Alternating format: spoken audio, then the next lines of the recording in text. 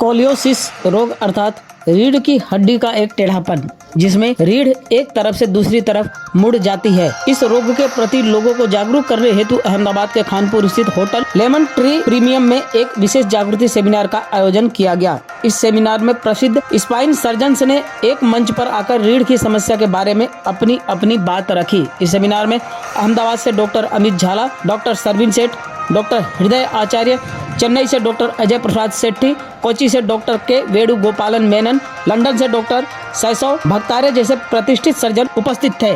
चिकित्सकों के अनुसार गुजरात में प्रति 100 में से 2 से 3 बच्चों तथा किशोरों में स्कोलियोसिस के लक्षण देखने को मिल रहे हैं। अहमदाबाद, सूरत, बड़ौदा तथा राजकोट जैसे शहरों में पिछले 1 दशक से स्कोलियोसिस तथा रीढ़ सहित अन्य समस्याओं के केसों में 25 से 30% की वृद्धि देखने को मिली है। इस सेमिनार का मुख्य विषय स्कोलियोसिस अवेयरनेस, अर्ली डायग्नोसिस और मॉडर्न ट्रीटमेंट था। सेमिनार के दौरान सभी एक्सपर्ट्स ने minimally invasive spine surgery, advance instrumentation, 3D surgical planning और डिफॉर्मिटी करेक्शन टेक्नोलॉजी द्वारा किस तरह से किशोरों तथा वृद्ध मरीजों के लिए ज़्यादा सुरक्षित और असरदार नतीजे दे रहे हैं, इसकी जानकारी दी।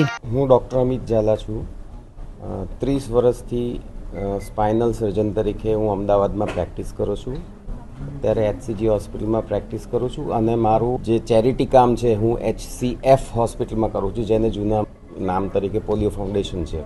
ત્યાં હું બધી ખૂંદની સર્જરીઓ કરતો હોઉં છું। ખૂંદ વિશેની માહિતીમાં આ એક અવેરનેસ પ્રોગ્રામ છે અથવા તો જનજાગૃતિનો પ્રોગ્રામ આપણે કહી શકીએ। આપણા સમાજની અંદર અત્યારે આ ખૂંદ વિશે બહુ માહિતી કોઈને છે જ નહીં અને એ માહિતી લોકો સુધી પહોંચે એને માટેનો આપણે આ અભિગમ એક કરીએ છીએ અને એને માટે લોકો સુધી પહોંચી શકાય એટલે માટે આ પ્રોગ્રામ રાખ્યો છે કે જેથી કરીને તમે એ જનજાગૃતિના પ્રોગ્રામ તરીકે બધી જગ્યાએ પહોંચાડી શકો, જેથી કરીને જે નાના બાળકો છે આપણે ત્યાં અત્યારે સમાજમાં એવું છે કે ભાઈ આ ખૂંદ થાય એને આપણે સરખું કરી શકીએ નહીં, ખૂંદ સરખી કરવા જઈએ તો એમાં લકવો પડી જાય। એટલે માટે જ્યારે એ બાળક લગ્ન કરવાની ઉંમરે આપણી પાસે આવે છે ત્યારે ખૂંદ ઘણી બધી વધી ગઈ હોય છે અને ત્યારે એના રિસ્ક ફેક્ટર્સ પણ વધી જાય છે।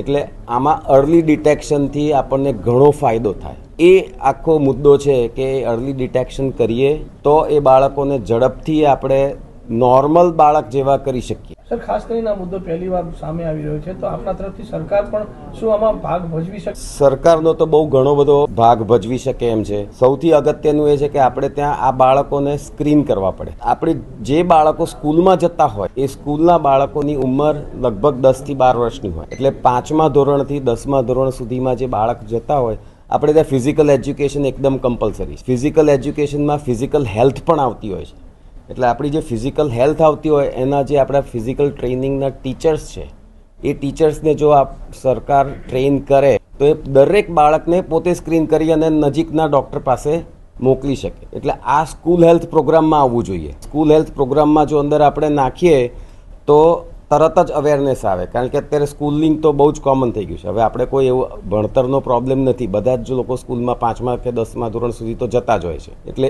એ 5મા થી 10મા ધોરણના સ્કૂલના છોકરાઓમાં જો આપણે જાય સરકાર અને કમ્પલસરી એનું સ્ક્રીનિંગ, જેમ આંખનું ચેકઅપ થતો હોય છે, કાનનો ચેકઅપ થતો હોય છે, એવી રીતે જો મણકાનો ચેકઅપ થાય, એમાં કંઈ બહુ મોટું નથી કરવાનું। ફક્ત એક કપડાને ટીચર જે હોય એ કપડું કાઢી અને પાછળ જોવે ને એનો ફોટો પાડે અને મોકલી આપે, તો આ વસ્તુ બહુ જ સરળ છે, એમાં શોધવામાં કોઈ વધારે કામ જ નથી કરવાનું।